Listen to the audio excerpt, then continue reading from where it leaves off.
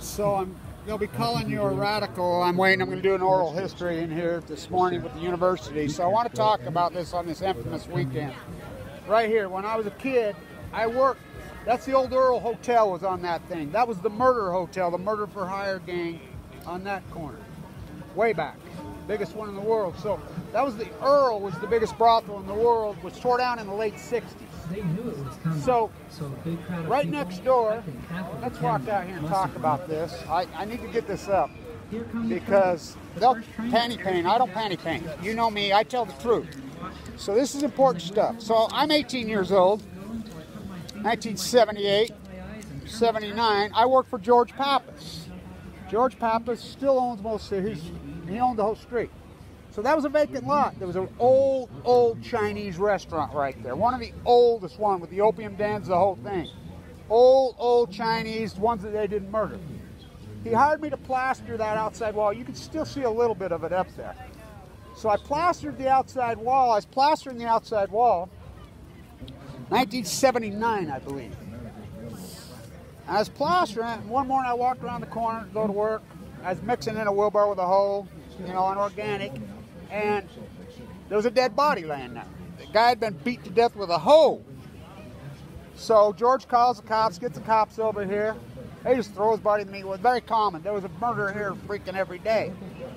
So I was right there, and about 3-4 days later, my hoe broke. I was mixing, and George says, well, go around the corner, that hole, I saw one laying behind the thing. I says, that's the one they beat that guy to death with.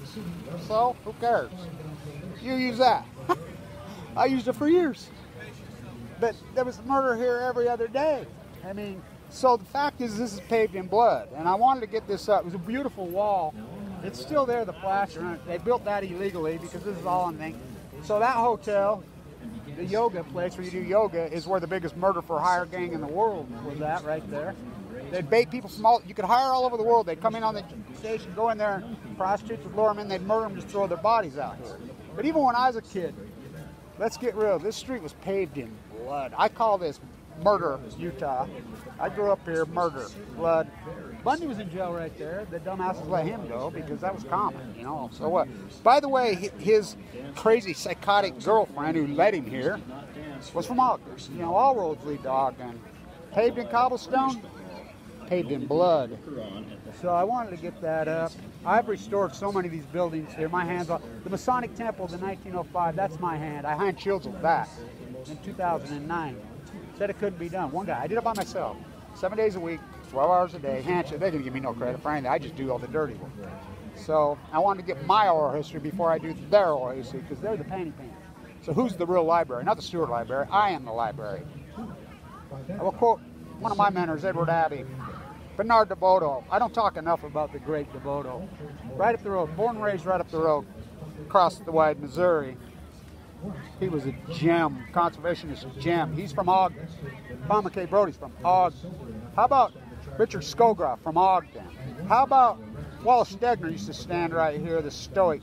If you think the Germans invented genocide, you know nothing about this place. Wallace Stegner. So the great literature. I was with Professor Meeks yesterday. I sat with him. They've taken his keys away, sued him for copyright and the whole thing. You know, this is what they do to the great historians. Look what they did to Palmer K. Brody. If you don't believe this is they don't want the truth here. You know, the Browning blood, the fur trader's blood. You know, by the way, Peter Skin Ogden was never in Ogden. This should not be named Ogden. I call it murder or blood, Utah. You know, they slaughtered, this is called Wall Avenue for the wall they're trying to keep. They murdered the Shoshone. There was a bounty house right there, $25 for a child, $50 for everything, you know, $100 for an adult. They slaughtered the Shoshone. Cherokee, they murdered him, they shot him in the head. You know, and so they retaliated and killed my great-great-grandfather because he was the elder here. His last name's Blanch. Little soldier put an arrow through his heart.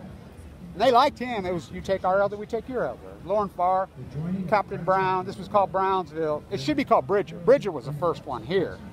You know, young Whitey with the French getting the fur. Who's the savages? So I wanted to get this up before I do the oral history.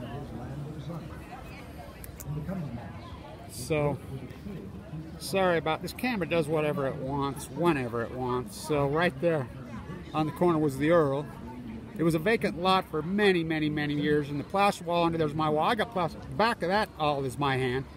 that wall in the back of that building's all my plaster work. My plaster work's up and down here, but I got cancer, right?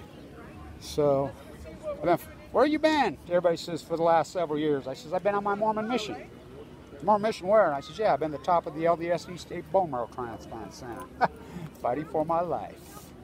Give me 2 months to live 7 years ago. So this city really should be called Bridger.